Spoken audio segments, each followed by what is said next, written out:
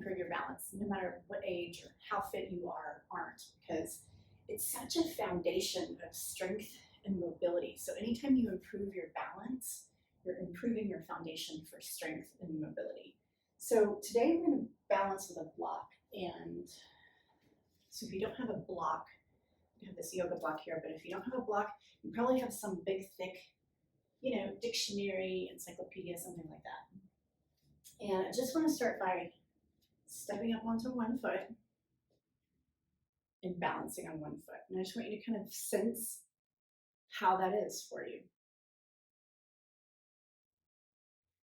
Breathe here. Don't forget to breathe. Breathing is important. The more you stay relaxed, the better balance you have. And we're going to step down, and I want to open up the foot a little bit.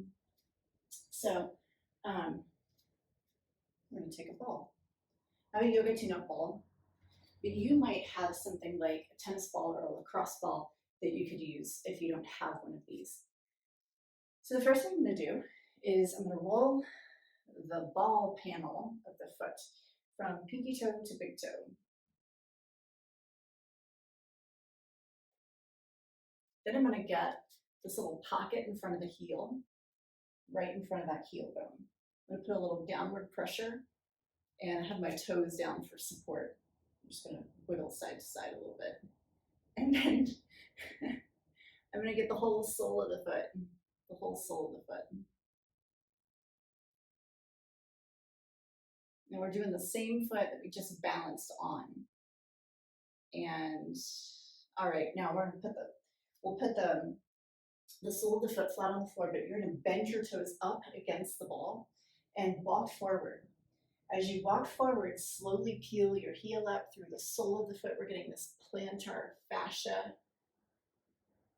I'm going to do that a couple more times so we get that stretch twice more.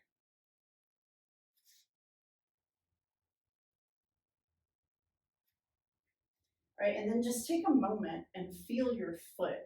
So you can probably feel a difference between the right and the left. No matter how fit you are, you're going to feel that difference. It's going to help you balance.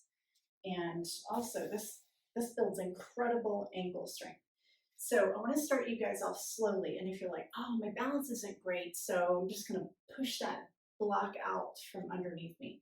I'd rather you be on the block and hold a couple of fingertips up against the wall, up against, something like this, a piece of furniture that's really solid, so that you start to develop your balance. All right, now let's step down and talk about that a little bit. So if we're on the floor with both feet, you want to put both feet touching here so that you get this sense of what has to happen in your body. Go ahead and close your eyes and see that the back of your head is over the back of your hips, is over the back of your heels. And then hold for a moment. Now you feel that twitching, you feel that grabbing here, twitching there, maybe a little circular action side to side, wavering. That is balance. That is balance. And go ahead and blink your eyes open. So every once in a while I run into someone who believes that they should stay still. We're going to come back up onto the block. Who believes that they should stay still and not move the ankle, not twitch through the thigh and the leg and the hip. And that's not balance. We have to have that wiggle that we just experienced. So let your ankle wobble. That's going to develop a ton of strength. Also, avoid sitting into this hip. Yeah? We want to be straight right up above that femur. So we're not being at all lazy muscularly here. We want our muscles to really work. Now, if you're really great at balance, you want to take your knee up, you can play with this. I'm going to go through several different things that you can kind of play with here as you develop more balance, more strength. We're going to take this knee out to the side. It's going to make your hip work a little differently here on the standing side. Also notice if you're staring really hard at your screen right now, soften your gaze, keep me in your peripheral vision, but you can soften a little bit, and that'll also help. Notice your relaxation helps quite a bit.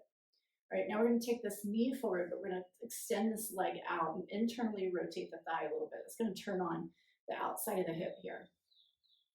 and breathe. Take your break if you need to. I realize this is maybe a lot for many people.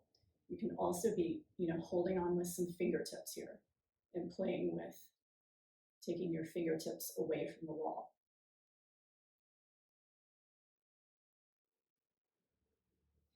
And as we step down, take a little walk, notice how you feel in your legs and hips and your ankles.